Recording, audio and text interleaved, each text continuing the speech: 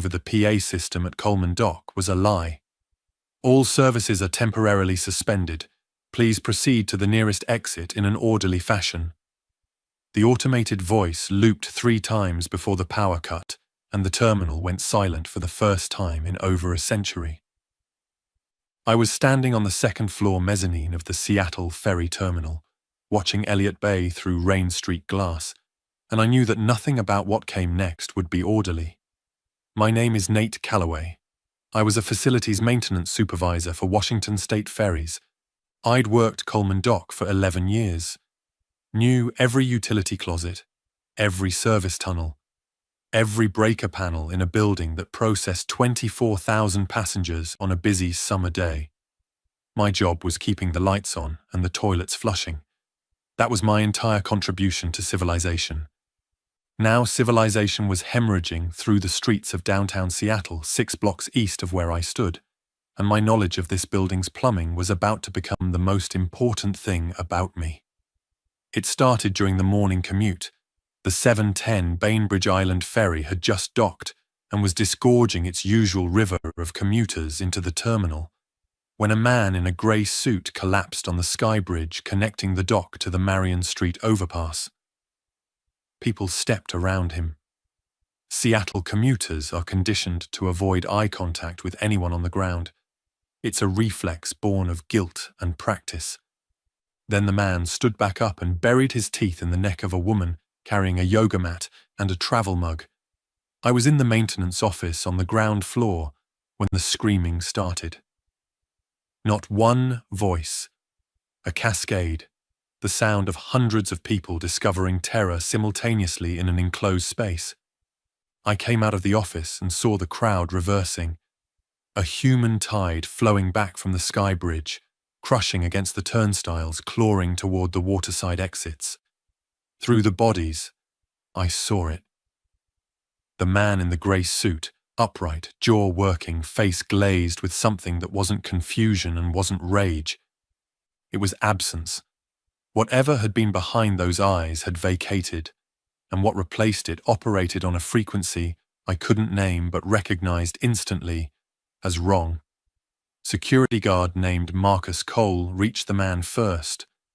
Marcus was 53, ex-army, built like a filing cabinet. He grabbed the man's shoulder and the man pivoted and sank his teeth through Marcus's forearm, through the uniform sleeve, through skin and muscle, with a bite force that no conscious human should have been capable of producing. I pulled Marcus back. The man in the grey suit didn't pursue. He'd found the woman with the yoga mat again, who was crawling toward the turnstiles, leaving a red trail on the polished concrete. I dragged Marcus into the maintenance office and slammed the door. "Let me see your arm." "It's fine, I'm fine." He was already pale, sweat beaded at his temples. "What the hell is happening out there, Nate?" I didn't answer because I didn't know. I wrapped his arm with a shop rag and told him to apply pressure. Through the office door, I could hear the terminal emptying. The thunder of feet, the crash of barriers being overrun, the occasional sharp crack that might have been a gunshot from the direction of Alaskan Way. My phone buzzed. A text from my ex-wife, Dana, who lived in Capitol Hill with our daughter, Sophie. 2 words. "What's happening?" I typed back. "Stay inside. Lock everything. Don't open for anyone." 3 dots appeared, then disappeared, then nothing. I tried calling. No answer. I tried again. The network was already congested. That fast, the cellular infrastructure was drowning under the weight of a city simultaneously reaching for its phone. Marcus slumped against the wall. His skin had gone from pale to grey in under 4 minutes. His eyes were glassy, and his breathing had turned shallow and rapid. "Marcus, stay with me." He looked at me with an expression I'll carry until I die. The look of a man who understands what's happening to him before anyone else in the room does. "Lock the door, Nate," he whispered. "Lock it from the outside." I didn't understand. Then I did. I stepped into the corridor and locked him in. The terminal cleared in under 15 minutes. 24,000 people on a peak day. But this had been a regular Tuesday morning, maybe 3,000 in the building when it started. Most fled east towards the city streets, which was the worst direction they could have chosen. Some ran south along the waterfront. A handful made it back onto the Bainbridge ferry, which was still moored at Slip 2 with its car deck half empty and its crew watching the chaos from behind steel bulkheads. I stayed because I couldn't leave. Not out of heroism, out of paralysis. I stood in the corridor outside the maintenance office and listened to Marcus make sounds that tracked a progression from human to something else. Groaning that became gurgling that became a thick, rhythmic percussion against the inside of the door. He hit it in patterns that had no logic. The handle rattled, the lock held. When I finally moved, I moved with the automatic efficiency of someone running a maintenance checklist during a crisis, the only mode my brain could access. I went to the main breaker panel on the ground floor and killed non-essential circuits, retail lighting, digital signage, the PA system, escalators. I left emergency lighting, security cameras, and the HVAC system running on the building's backup generator, which occupied a reinforced room beneath the vehicle ramp and held enough diesel for 72 hours of reduced operation. Then I walked the terminal. Coleman Dock is not a small building. It's the primary ferry terminal for Seattle. A multi-level structure stretching over the waterfront on concrete pilings driven into the floor of Elliott Bay. The main terminal building sits above the water, connected to the city by the sky bridge to the east and pedestrian walkways to the north and south. Below, 2 vehicle ramps descend to the ferry slips, where boats the size of apartment buildings dock and load. The entire western face of the terminal is open water. Puget Sound, stretching toward Bainbridge Island, and the Olympic Mountains beyond. Water on one side, city on the other. 3 controlled access points. I sealed the sky bridge first. The security gates at its terminal end were designed to manage passenger flow, not repel assault, but they were heavy steel and they locked. I pulled them shut and used a maintenance chain to reinforce the latch. Through the glass, I could see Marion Street. A car was on fire at the intersection. People ran in directions that made no tactical sense. North, south, doubling back. Chased by figures that moved with the lurching, relentless gait I'd seen in the man in the grey suit. The south pedestrian walkway was next. I pulled the fire doors shut and engaged the electromagnetic locks from the security panel in the operations room. The north walkway was already blocked.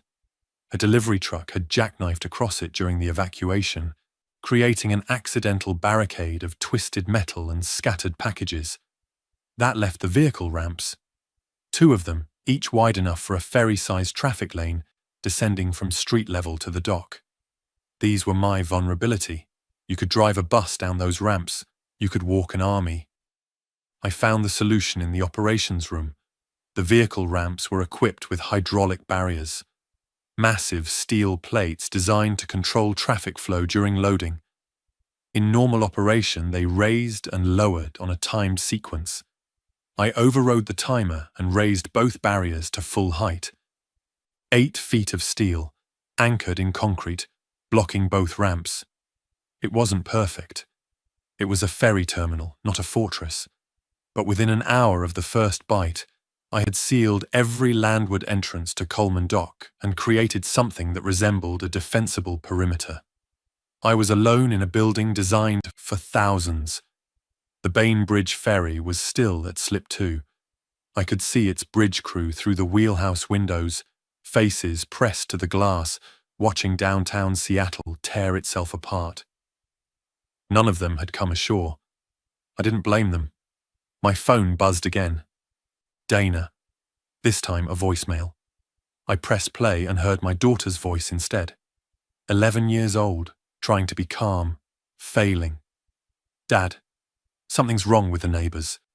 Mum says to stay away from the windows. When are you coming home? I played it 4 times. I had no way to get to Capitol Hill, and Capitol Hill had no way to get to me. The first survivor arrived 2 hours after I sealed the terminal. I was on the mezzanine monitoring the security cameras, most still functional, feeding grainy black and white footage to a bank of monitors in the operations room, when I saw movement on the south walkway. Not the staggering movement of the infected, but the deliberate, hunched movement of someone trying not to be seen. A woman, mid-30s, carrying a child on her back in a hiking carrier. She reached the fire doors and pulled.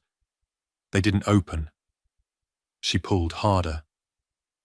Then she pressed her face to the glass and looked directly into the camera with an expression that dismantled every rational argument I had for keeping those doors sealed. I went down and opened them. Her name was June Whitfield. The child was her son, Oliver, 18 months old, asleep in the carrier with the devastating obliviousness of a toddler who trusts his mother completely. June was a software developer who worked in one of the towers on 2nd Avenue. She'd been walking to her office from the light rail station when the chaos erupted and had spent 2 hours hiding behind a dumpster in Post Alley before making a run for the waterfront. "I saw the building was sealed," she said, her voice vibrating with controlled adrenaline. "Sealed means someone's inside. Someone thinking." I locked the door behind her and brought her to the mezzanine. She drank a bottle of water from the terminal cafe without stopping, and then sat on the floor with Oliver still strapped to her back and stared at the ceiling. "My husband's in Bellevue," she said. "He drives across the 520 bridge every morning." I didn't tell her what the security cameras showed of the highway approaches to the city. I didn't have to. She already knew. She just needed a minute of not knowing, and I gave it to her. By noon, there were 9 of us. They came in 1s and 2s, materializing at the sealed entrances like ghosts requesting passage. I developed a protocol without naming it: 1 visual check through the glass, brief assessment, open, close, lock. Each person was terrified. Each person had a story. Each story was a variation on the same theme. The world ended during rush hour. There was Parker Yoon, a 26-year-old line cook from a Pioneer Square restaurant, who had barricaded himself in a walk-in freezer for 3 hours before the cold drove him out.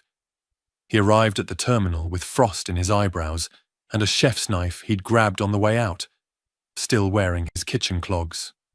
There was Adama Diallo, a retired civil engineer originally from Senegal, who had been walking along the waterfront with his morning coffee when the first screams reached him.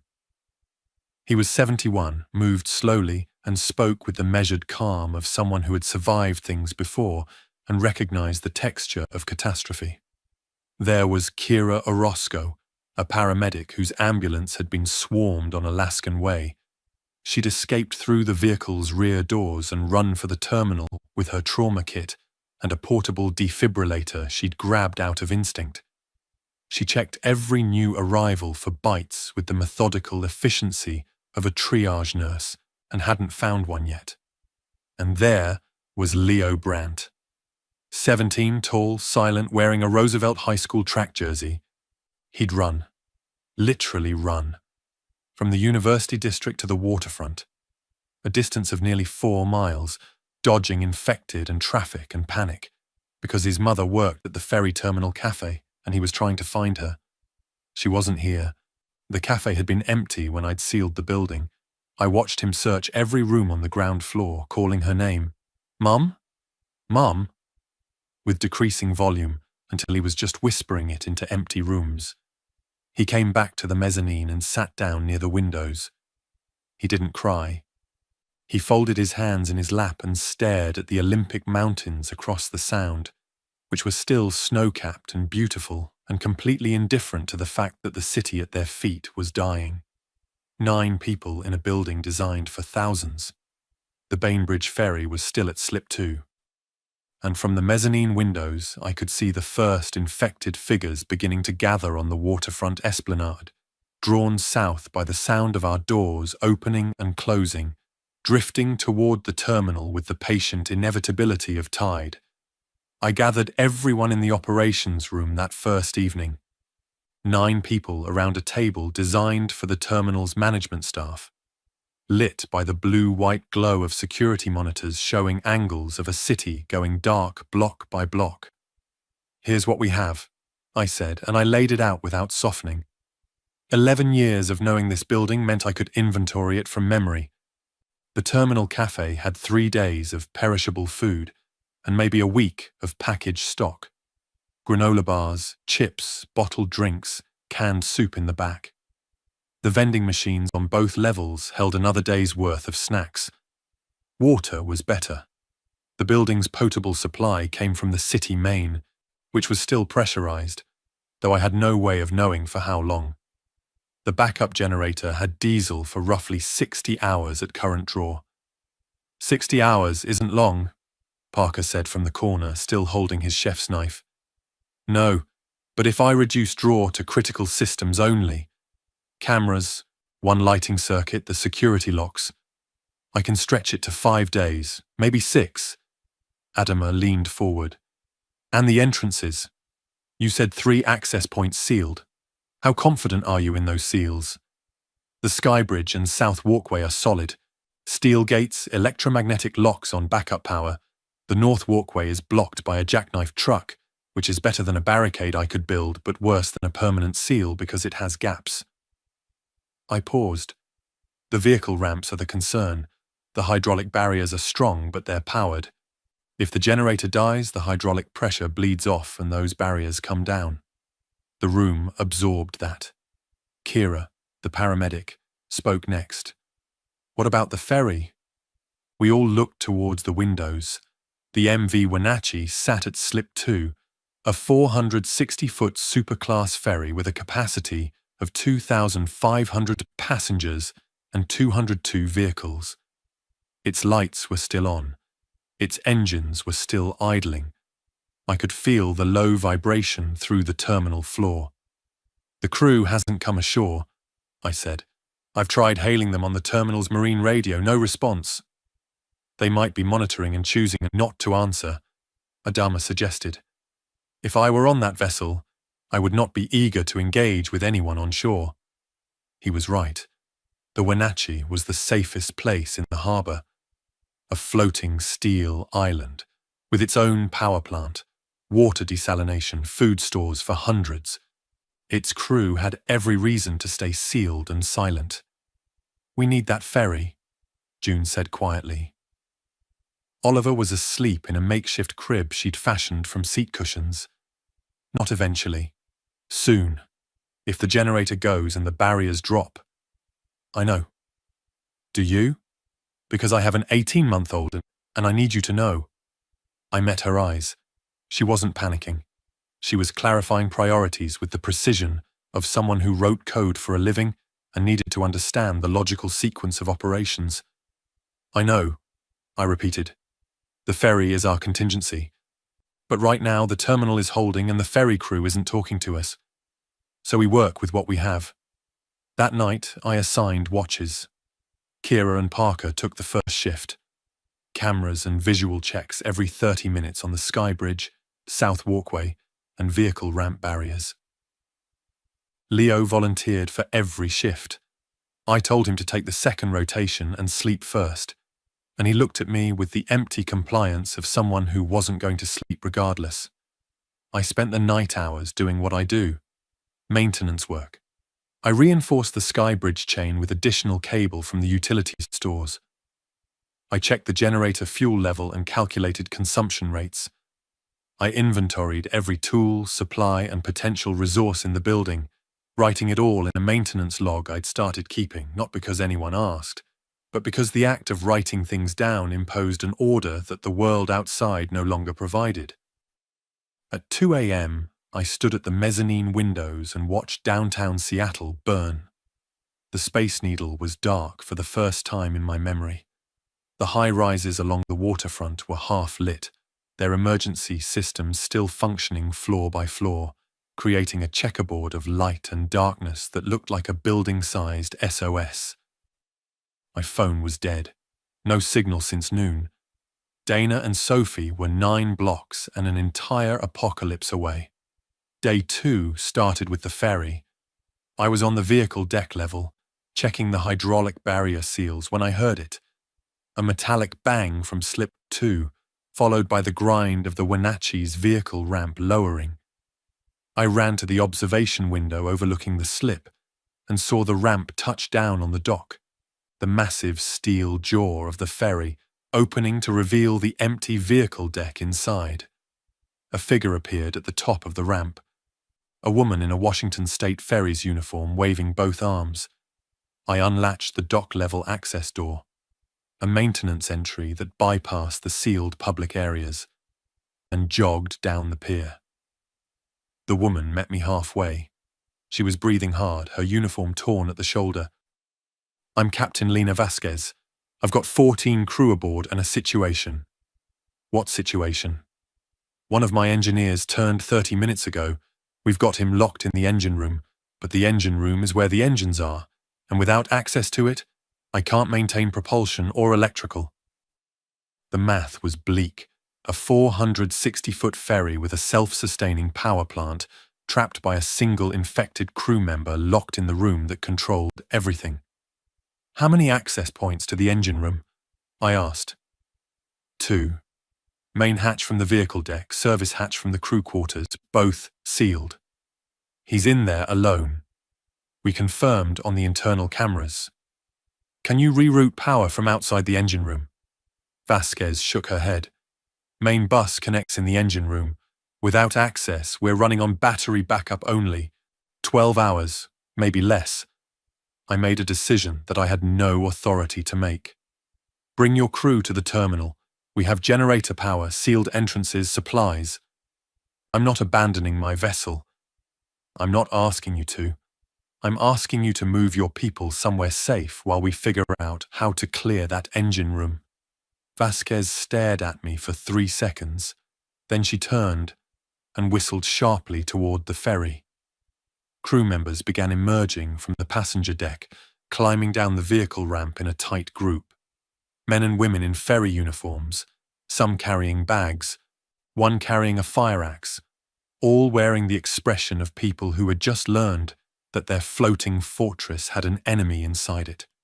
They filed into the terminal through the dock-level access. Kira checked each one. No bites. The engineer who'd turned, a man named Wallace, had shown no symptoms before his collapse. He'd been complaining of a headache during the morning crossing, and then dropped in the engine room. His assistant had barely escaped before Wallace reanimated. Our count was now 23. 9 original survivors plus 14 ferry crew. Vasquez was not a woman who integrated into someone else's command structure. She surveyed the operations room, reviewed my security measures with the critical eye of a captain accustomed to inspecting vessels, and delivered her assessment. "Your skybridge seal is adequate. Your south walkway is solid. Your north walkway is a problem. That truck barricade has a gap wide enough for a body to squeeze through on the south side, and your vehicle ramp barriers are a ticking clock." "I know. Do you have welding equipment?" I did. The maintenance shop had an arc welder and enough rod stock for basic structural work.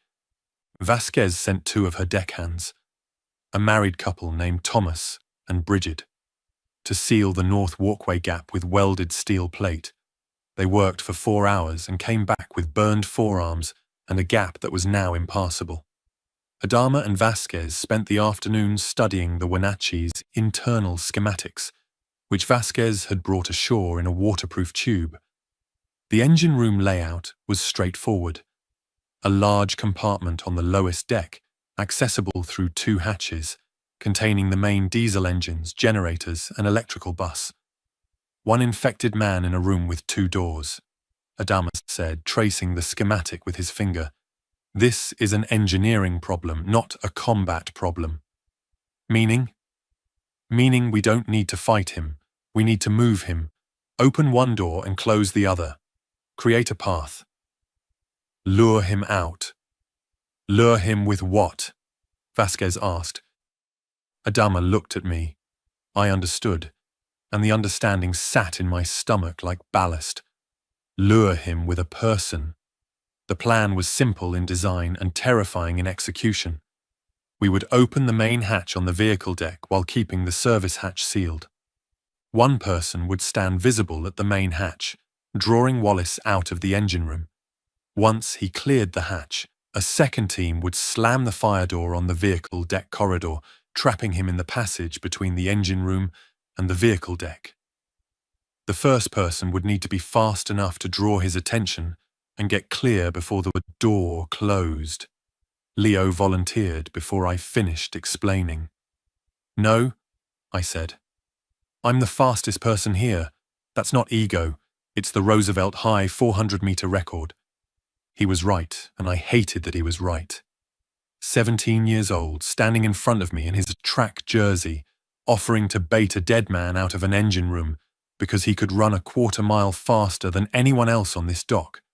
Vasquez assigned Thomas and Bridget to the fire door. Parker insisted on being in the corridor as backup, his chef's knife replaced by a fire axe from the ferry's emergency station. Kira positioned herself at the vehicle ramp with her trauma kit, preparing for outcomes nobody wanted to articulate. We crossed to the Wenatchee at mid-morning. The ferry's vehicle deck was cavernous, an echoing steel cathedral that normally held 200 cars. Empty, it felt like standing inside a drum. Our footsteps rang off the bulkheads. The engine room hatch was at the aft end of a corridor leading off the vehicle deck. Vasquez confirmed on the internal camera that Wallace was still inside, standing motionless near the main generator, facing the bulkhead. Not moving, not reacting, just standing. "He'll react to sound," Kira said. "Every encounter I've seen. They orient to noise first, then movement." Leo positioned himself at the corridor entrance, 15 feet from the hatch. Thomas and Bridget stood at the fire door junction, hands on the heavy steel door, ready to swing it shut the moment Wallace passed their position. Parker stood behind them with the axe. I opened the hatch remotely from the corridor's emergency panel. The mechanism clanked. The hatch swung inward. For 10 seconds, nothing happened. Then Wallace appeared in the hatchway. He was mid-50s, heavyset, his ferry uniform stained at the collar with something dried and dark. His eyes tracked the corridor without focus, sweeping left and right in a mechanical scan that wasn't searching. It was receiving, processing ambient information through senses that no longer served a conscious mind. Leo stamped his foot. Once. The sound cracked off the steel walls. Wallace's head snapped toward him with a speed that contradicted his shuffling stance. Then he moved. Not fast, that lurching, momentum-driven advance, but committed, angling down the corridor toward Leo with the singularity of purpose that made these things so fundamentally horrifying. They didn't hesitate. They didn't reconsider. They only approached. Leo held his ground for 2 beats, long enough for Wallace to pass the fire door junction, then turned and sprinted. He cleared the corridor in seconds, his sneakers barely touching the steel deck, and rounded the corner to the vehicle deck. Thomas and Bridget swung the fire door. It moved heavy, slower than any of us wanted. Wallace was 3 feet from the closing gap when the door connected with the frame. Bridget threw the latch. The door shuddered as Wallace hit the other side, but it held. Silence. Then the rhythmic pounding of a man who wasn't a man anymore, hitting steel with hands that didn't register pain. Vasquez was already moving. She took 2 engineers back through the service hatch into the now empty engine room. I heard her voice over the radio, clipped and professional.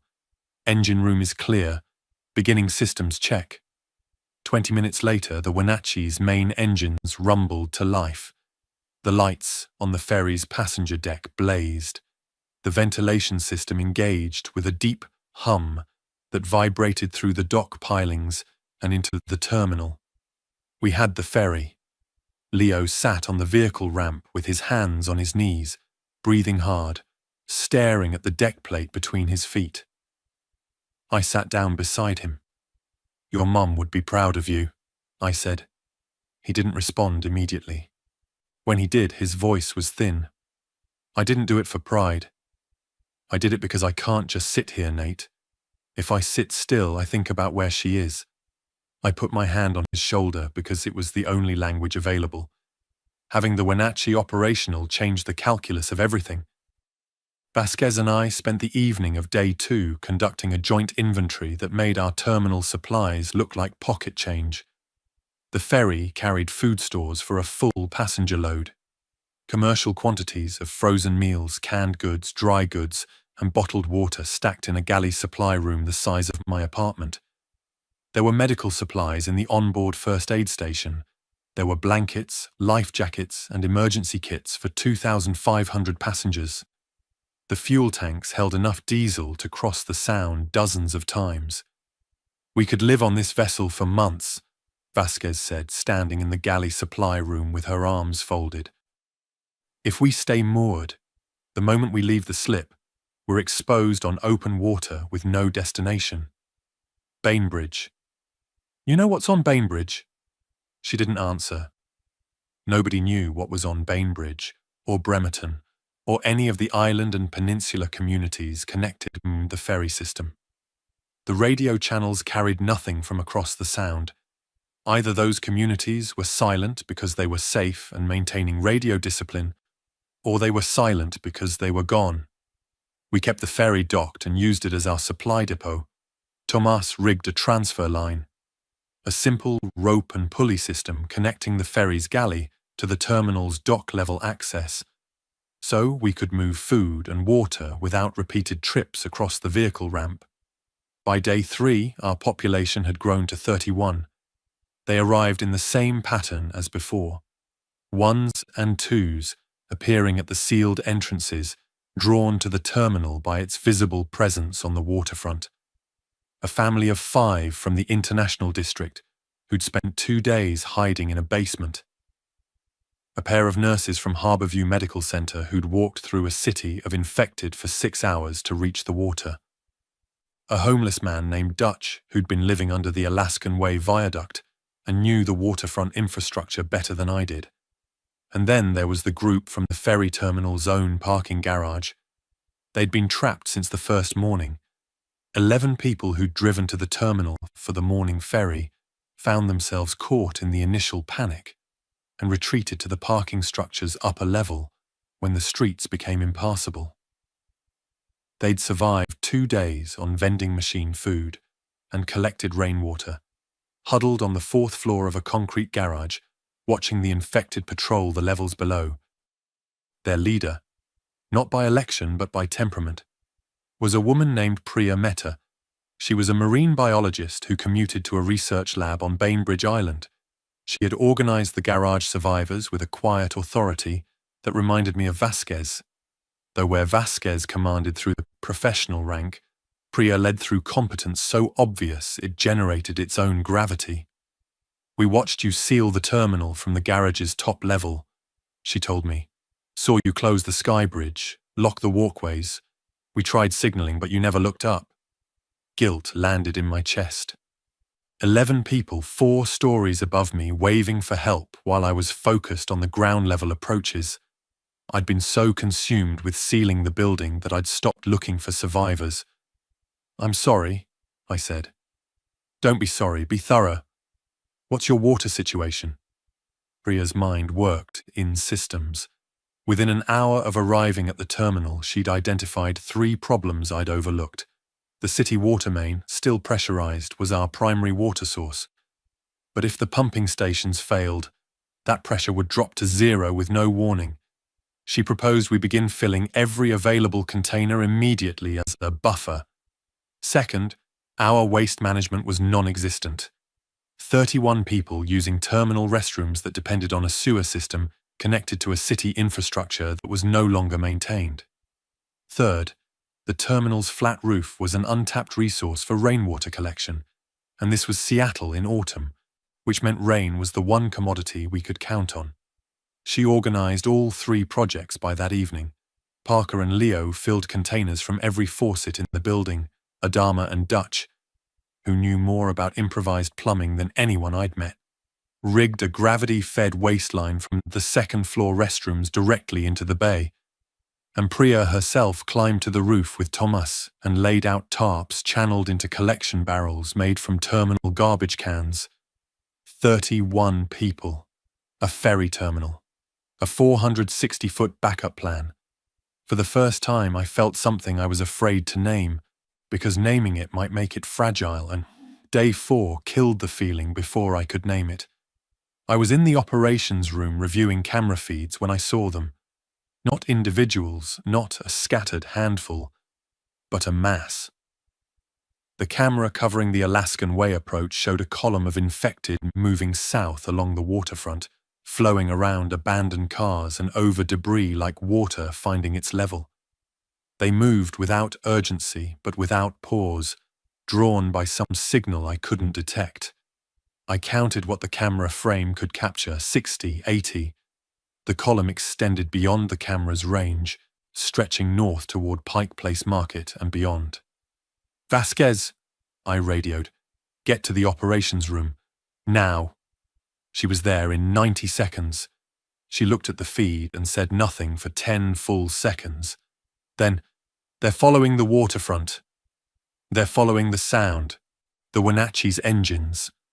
We both understood it simultaneously. The ferry's diesel engines produced a low-frequency vibration that transmitted through the dock pilings and into the ground. A bass hum that was inaudible to us inside the terminal, but broadcast constantly through the substrate of the waterfront. We'd essentially been running a beacon for 4 days. "Shut it down," I said. "If I shut down the engines, we lose electrical on the ferry. The food stores need refrigeration. If you don't shut them down, that column walks straight to us." Vasquez grabbed her radio and ordered her engineer to cut the engines. The vibrations ceased. The terminal felt suddenly, startlingly quiet. I hadn't realized how accustomed I'd become to that background hum, until it vanished. On the camera, the column continued south. They'd already been oriented. Cutting the signal didn't reverse their trajectory, it just stopped recruiting new ones. "How long until they reach the terminal?" Vasquez asked. I judged distance on the camera. 20 minutes, maybe less. "Will the barriers hold?" The vehicle ramp barriers are hydraulic steel. The sky bridge is chained. The south and north walkways are sealed and welded. If they come at ground level, we hold. If they find a way to the dock level... "The dock level is open," Vasquez finished. She was right. The ferry slips were accessible from the waterfront esplanade via a series of concrete stairs and ramps that led down to the water-level pier. I hadn't sealed them because they'd never been designed with doors or gates. They were open-air approaches meant for foot traffic between the waterfront and the ferries. I'd been focused on the terminal building's landward entrances and had neglected the seaward approaches because, until now, the infected hadn't come from the waterside. They weren't coming from the water. They were coming along the waterfront, which gave them access to the same esplanade stairs that passengers used to reach the docks. "We have 20 minutes to barricade the dock level," I said. We didn't have materials for a proper barricade. What we had was the Wenatchee's vehicle ramp, the massive steel jaw that lowered to allow cars aboard. Vasquez ordered it raised. The ramp lifted with a hydraulic groan, sealing the gap between the dock and the ferry's vehicle deck. Anything that reached the dock level would find a sheer steel wall where the ferry entrance used to be. But the dock itself was still accessible, and the dock connected to the terminal's ground floor through the maintenance access I'd used to bring Vasquez's crew inside. I ran. Parker and Leo met me at the maintenance door. We stacked everything we could find. Tool cabinets, supply crates, a defunct ticket kiosk we'd ripped from its mounting, against the door and braced it with steel pipe from the utility stores. Then we waited. The first infected reached the esplanade stairs 12 minutes later. Through the ground floor windows, I watched them descend to the dock level. Dozens of figures in the grey afternoon light, slipping and stumbling on wet concrete, flowing along the pier toward the terminal with that eyeless, sound-guided persistence. They reached the maintenance door. The barricade shuddered. The tool cabinet scraped 6 inches across the floor. Parker braced his shoulder against the kiosk. Leo added his weight. I grabbed a pipe and wedged it between the barricade and the opposite wall, creating a compression brace. The pounding continued. Not strategic, not coordinated, just mass. The cumulative force of bodies pressing forward without self-preservation. The barricade held. The pipe bent but did not break. They pressed against us for 9 hours. I know because I counted every one. They dispersed before dawn. I don't know what drew them away. A sound somewhere in the city, a vibration, some stimulus that registered on their broken frequency and pulled them like a school of fish changing direction without signal. By 5 a.m., the dock level was empty except for the evidence. Handprints smeared across the maintenance door, scuff marks on the concrete, a shoe that had come off a foot that no longer cared about shoes. I slept for 2 hours on the operations room floor. When I woke, Priya was standing over me with a cup of instant coffee that she'd heated using a camping stove Vasquez's crew had found in the Ferry's emergency stores. "We need to talk about the long term," she said. The coffee was bitter and barely warm, and it was the best thing I'd tasted in 5 days. "The long term?" I repeated. "We've been reactive. Sealing, barricading, responding to each crisis as it arrives. That worked when there were 9 of us. There are 31 now, and based on last night, the infected are capable of massing in numbers that could overwhelm our barricades through sheer pressure." She sat down across from me. "We need to stop thinking about this building as a shelter and start thinking about it as a settlement." She was right, and I knew she was right. And the word settlement opened a door in my mind that I'd been keeping closed because looking through it meant accepting that rescue wasn't coming. We convened a meeting. All 31 gathered on the Wenatchee's passenger deck. More space than the terminal's operations room, with panoramic windows overlooking the sound and enough seating for everyone. Vasquez stood at the front with Priya and me. I felt the awkwardness of authority I hadn't earned, standing before people who looked at me like I had answers because I happened to know where the building's breaker panels were. Priya laid out the situation. Food. Sustainable for 6 weeks with rationing and fishing from the dock. Puget Sound was rich with marine life if we could get lines in the water. Water, stable as long as city pressure held, with rooftop collection as backup. Power. The terminal generator had 4 days of fuel remaining, but the Wenatchee could provide electrical via shore power cables if we ran its generators at minimum output. Security. The terminal was defensible from landward approach, but vulnerable at dock level, where open-air access points couldn't be permanently sealed without materials we didn't have. "What materials?" asked Dutch, who was sitting in the front row with his arms crossed and his encyclopedic knowledge of waterfront infrastructure visible in his expression. "Steel plate, welding stock, concrete barrier segments, anything that can permanently block the esplanade approaches to the dock level." Dutch scratched his chin. "The construction site." Everyone looked at him. "The seawall replacement project. They've been rebuilding the Elliott Bay seawall for 3 years. The construction staging area is 2 blocks north, right on the waterfront. I've walked past it every day. They've got jersey barriers, steel plate, rebar, a welding rig on a trailer, and a materials yard full of enough concrete and metal to build a second terminal. The room processed this. 2 blocks. Through territory we'd seen flooded with infected just hours ago. We'd need a team, I said.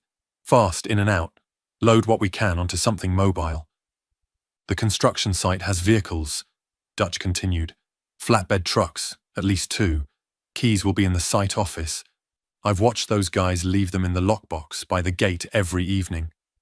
A supply run, through 2 blocks of occupied waterfront, to retrieve construction materials and heavy vehicles, with infected that could mass in the dozens without warning. Vasquez looked at me. I can provide crew. Thomas and Bridget are steady. 2 of my deckhands did military service. Leo stood up in the back row. I saw it coming and preempted him. No, not this time. I need you here watching those cameras. He started to argue. Then he stopped, because he recognized what I was actually saying. I needed someone I trusted monitoring our only eyes on the waterfront while I was outside the walls. When? Parker asked, gripping the handle of his fire axe. Tonight. They're less visually responsive in the dark. We go after midnight. 31 people in a ferry terminal, about to bet everything on a construction site and a man who used to live under a bridge. We left at 1 a.m. through the north walkway. Thomas and Bridget removed a section of the welded plate they'd installed carefully, leaving the framework intact for rapid resealing, and the 6 of us slipped out onto the waterfront. Me, Parker, Thomas, Bridget, Dutch, and a deckhand named Rivera who'd served 2 tours in Afghanistan and moved through the darkness like it owed him rent. The waterfront was a different world at night. The power was out for 8 blocks in every direction. The only light came from scattered fires still burning in buildings along First Avenue and the pale ambient glow of a cloud-covered sky reflecting off Puget Sound. The rain had stopped, leaving everything slick and glistening, surfaces that multiplied sound in unpredictable ways. Dutch led us north along the esplanade. He moved with absolute confidence, navigating by landmarks I couldn't see. Bench here, gap in the railing here, stairs down to the lower path here. Whatever life had brought him to living under the viaduct, it had given him a spatial knowledge of this waterfront that was worth more than any GPS. We saw infected. Not the massed column from the previous day, but scattered figures, standing in the dark like broken statuary. They occupied intersections and doorways and the open stretches of the waterfront path with no apparent pattern. Some swayed. Some were motionless. One was sitting on a park bench with its hands in its lap. And if I hadn't seen the way its head tracked our movement with that reptilian pivot, I would have thought it was a living person resting. Rivera raised a hand. We stopped. 3 infected stood directly in our path, clustered near the entrance to a waterfront park. Rivera studied them, then pointed left. A narrow service alley between 2 buildings that bypassed the park and reconnected with the esplanade 50 meters north. We detoured. The alley was tight, lined with dumpsters and fire escapes, and our passage through it sounded catastrophically loud to my adrenaline-tuned ears. But nothing followed us.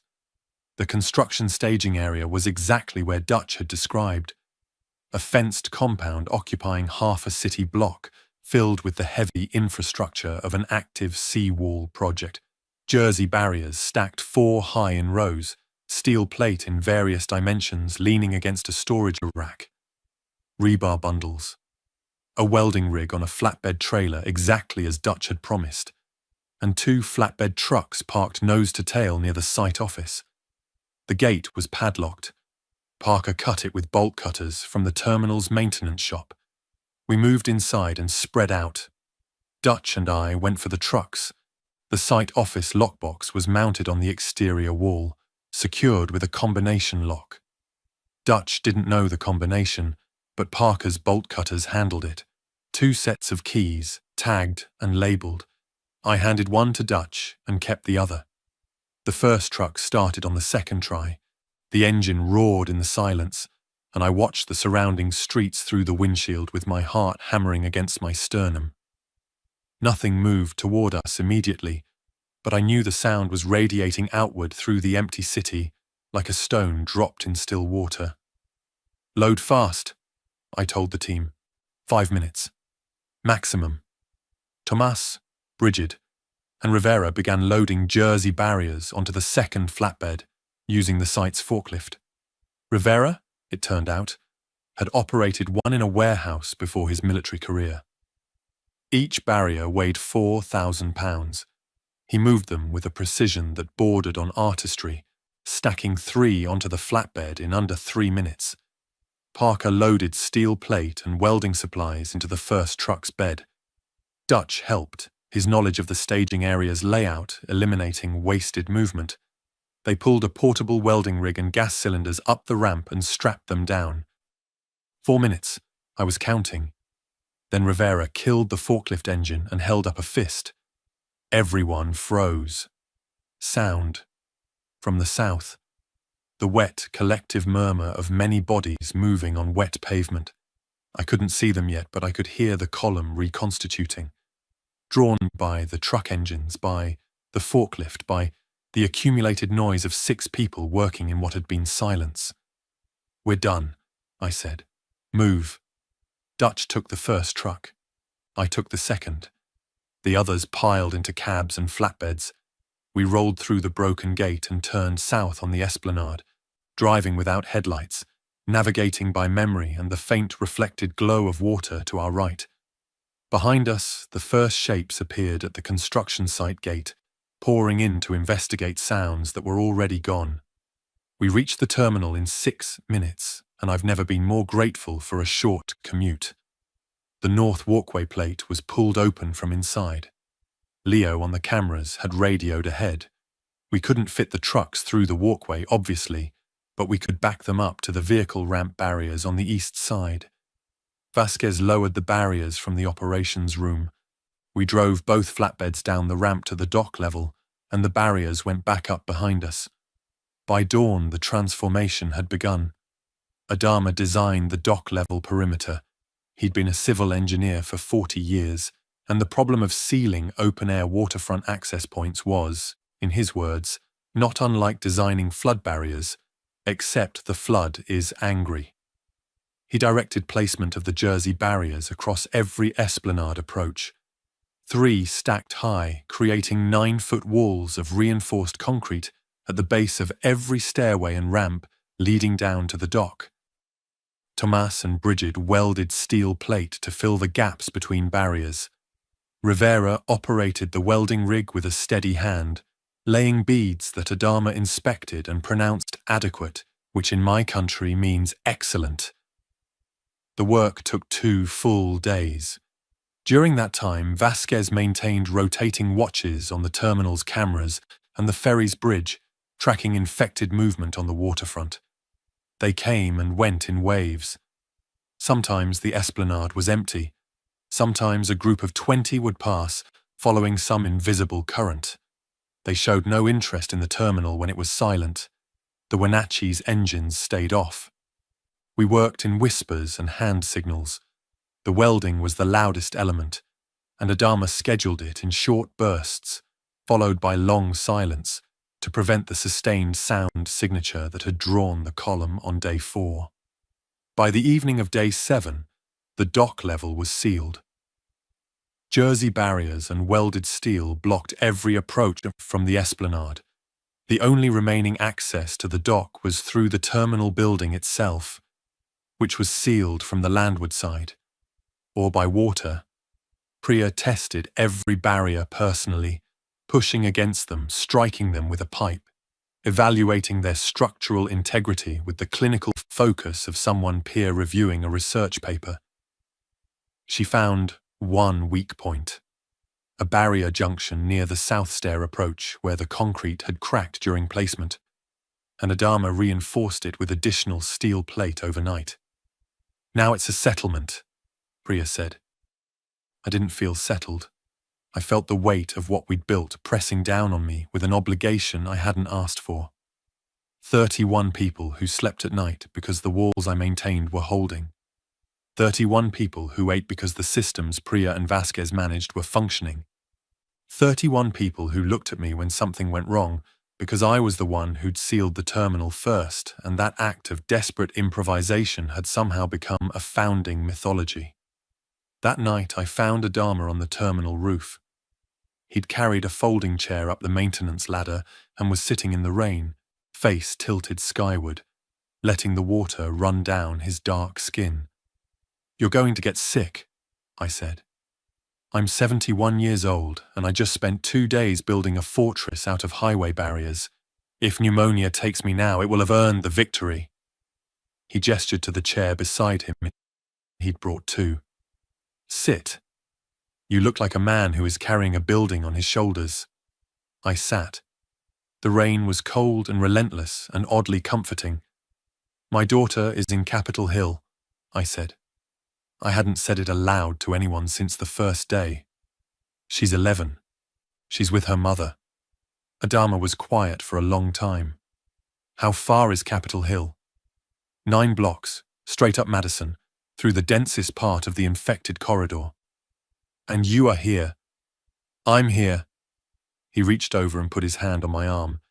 His grip was strong and dry despite the rain. A man who builds walls for 31 strangers while his daughter waits 9 blocks away is not a man who has forgotten his child. He is a man who knows that what he is doing here is the only thing keeping him sane enough to eventually reach her. I didn't respond. The rain said everything I couldn't. On day 9, Sophie found me. I was on the mezzanine, helping Parker organize the food station he'd built in the old cafe kitchen.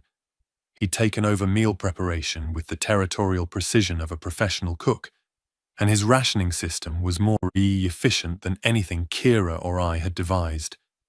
He portioned meals by caloric need, accounting for the children, the elderly, and the work crews who burned more energy during construction shifts. Leo's voice cracked over the radio. "Nate, North Walkway, you need to see this." I ran. Down the mezzanine stairs, through the concourse, past the sealed sky bridge to the North Walkway observation point. Leo was pressed against the window, binoculars up. 10 o'clock. Top of the Marion Street overpass. I took the binoculars and focused. The overpass was 4 blocks away and elevated enough to be visible over the intervening buildings. On its pedestrian walkway, I saw 4 people moving in a tight group. 2 adults, 2 children. They were picking their way through stalled traffic, crouched low, moving with the careful deliberation of people who understood that every sound was a summons. One of the children was small, slight build, dark hair pulled back. My hands started shaking. "Nate," Leo said, "is that—" I need the binoculars to be better than they are. They weren't. The distance was too great for facial recognition. But the build was right. The hair was right. The age was right. And the group was moving west, toward the waterfront. "They're heading for the terminal," Leo said. "They're heading for the water. Everyone heads for the water." I watched them descend from the overpass via a stairway on the south side. They dropped below the building line and I lost visual. For the next 40 minutes, I stood at every south-facing window in the terminal, scanning the streets with binoculars that kept fogging in the rain. Leo tracked movement on the cameras. Vasquez put 2 crew members on the ferry's upper observation deck with marine binoculars that had twice the magnification. At 2:17 p.m., Vasquez radioed, "I have 4 people, 2 adults, 2 children moving south along 1st Avenue near the intersection with Columbia. They're being followed. 3 infected, 1 block behind, tracking by sound." I was at the Sky Bridge in 30 seconds. Through the glass, I could see 1st Avenue. The group was visible now, moving fast, the adults pulling the children by their hands. Behind them, 3 infected figures had rounded the corner and were accelerating into that lurching, committed pursuit. The group was heading for the terminal. They could see it. The sealed building, the dock structure, the Wenatchee's silhouette. They were running for it the way June had walked to it, the way every survivor had come, toward the thing that looked like someone was thinking. "Open the Sky Bridge," I told Leo. "Nate, there are 3 infected right behind them. Open the Sky Bridge." He unchained the security gate. I pulled it wide. The cold air hit my face and I stepped onto the Sky Bridge for the first time since I'd sealed it 9 days ago. The bridge stretched ahead of me, connecting the terminal to Marion Street, 100 feet of open walkway above the traffic lanes below. The group reached the far end of the Sky Bridge. The woman in front looked up and saw me standing there. It was Dana. She was holding Sophie's hand. Sophie was holding the hand of another child I didn't recognize. Behind Dana was a man. tall, bearded, carrying a backpack and a crowbar. "Run!" I screamed. They ran, down the sky bridge toward me. Sophie's legs were shorter and she stumbled, and the bearded man scooped her up without breaking a stride. Dana reached me first, and the collision of her body against mine wasn't an embrace. It was a crash. The impact of two people who had spent 9 days wondering if the other was alive. The infected reached the far end of the sky bridge. I pulled everyone through the gate. Leo slammed it, the chain went on, the lock engaged. 3 faces pressed against the security glass. Mouths working, eyes empty. I held Sophie so tightly she whispered, "Dad, you're squishing me." I didn't let go. I couldn't. The chain held, and I held my daughter, and both things felt like the same act of desperate engineering. Dana told me their story that night while Sophie slept on a cot in the operations room wrapped in a Ferry blanket, breathing with the deep rhythm of a child who had finally stopped running. The man with the crowbar was their neighbor, Victor. He'd been the one who'd organized their escape from Capitol Hill when the apartment building's lower floors were breached on day 3. The other child was his daughter, Maisie, 7 years old, who hadn't spoken since watching her mother fail to outrun an infected in the building's parking garage. Dana had spent the first 2 days barricaded in their apartment. She'd followed my instructions, locked everything, stayed away from the windows. But the infection spread through the building like a structure fire, floor by floor, and by day 3, staying meant dying.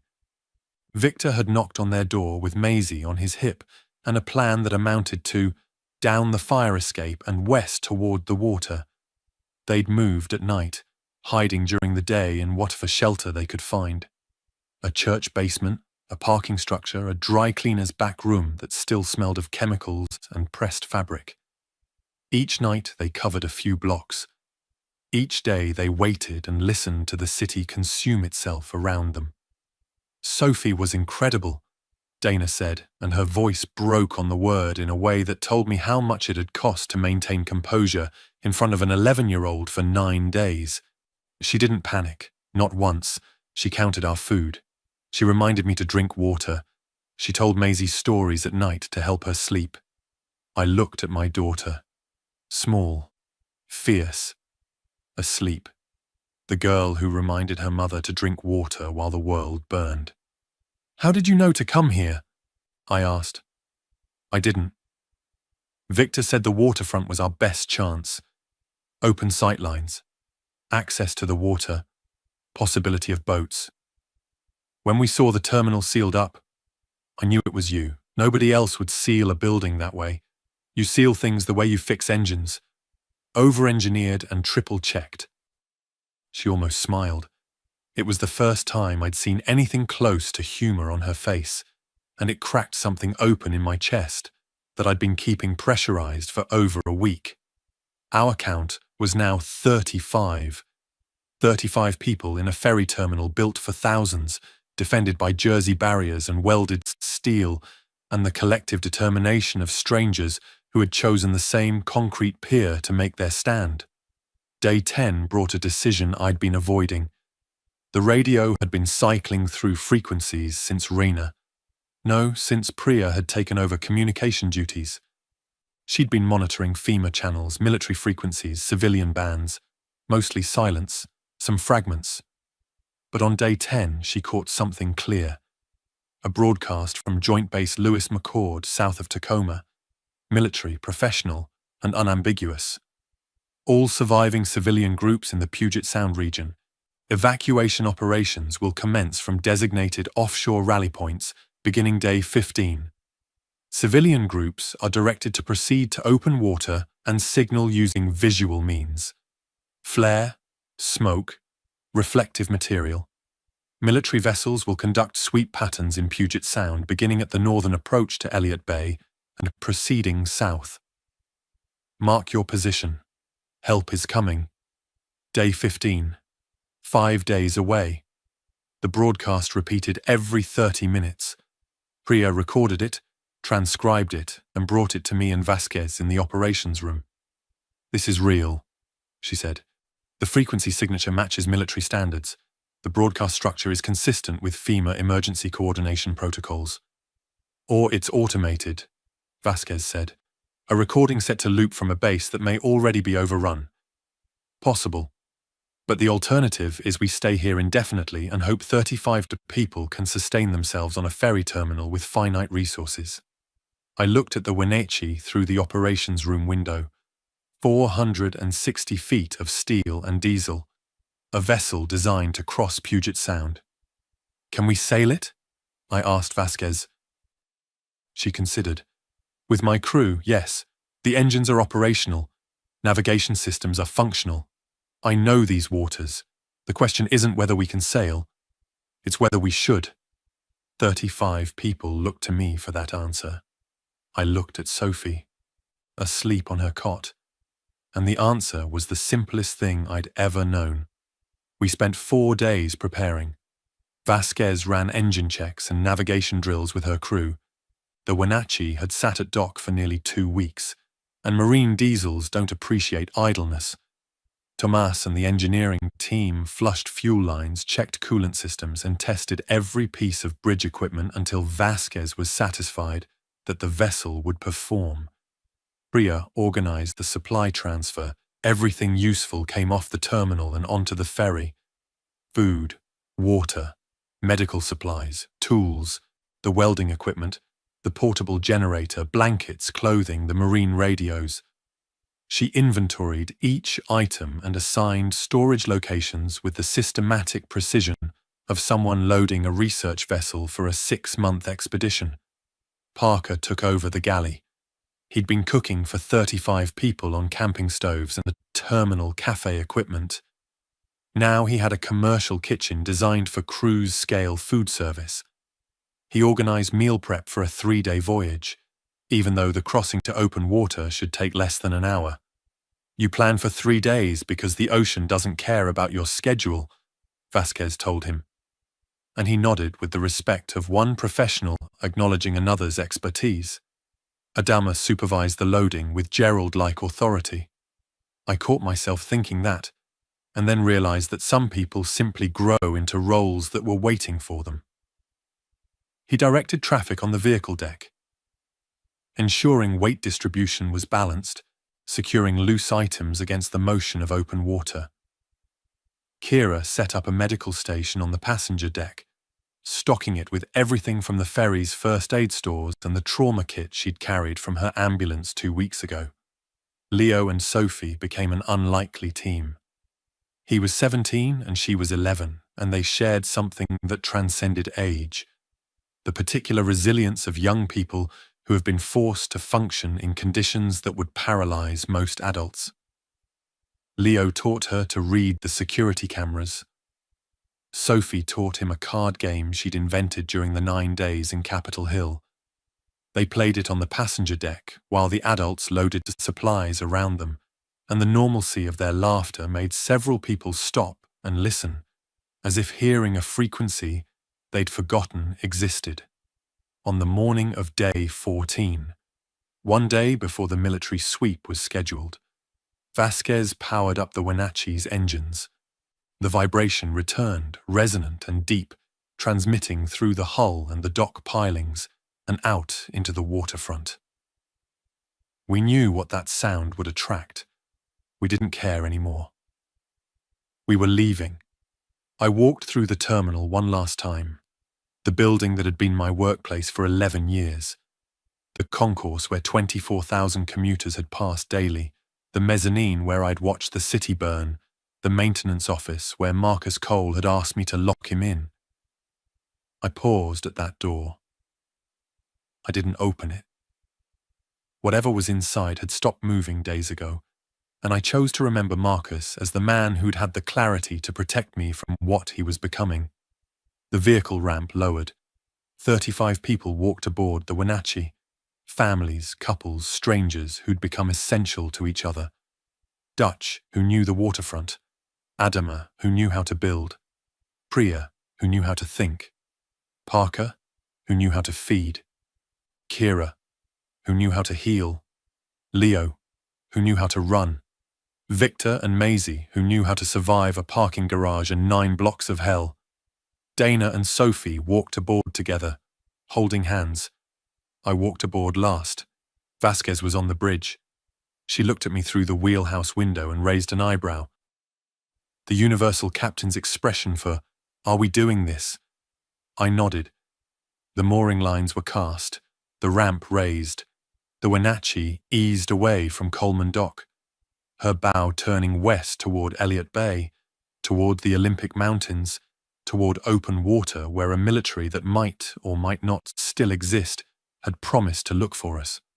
Behind us, the Seattle waterfront receded in the morning rain. The terminal stood as we'd left it, sealed, fortified, empty. A monument to 11 days of improvisation and fear and the stubborn human insistence on surviving in places that were never designed for it. Sophie stood at the stern rail, watching the city shrink. "Will we come back?" she asked. I put my arm around her. "I don't know." "I hope so," she said. I left my card game in the operations room. The Wenatchee entered Elliott Bay.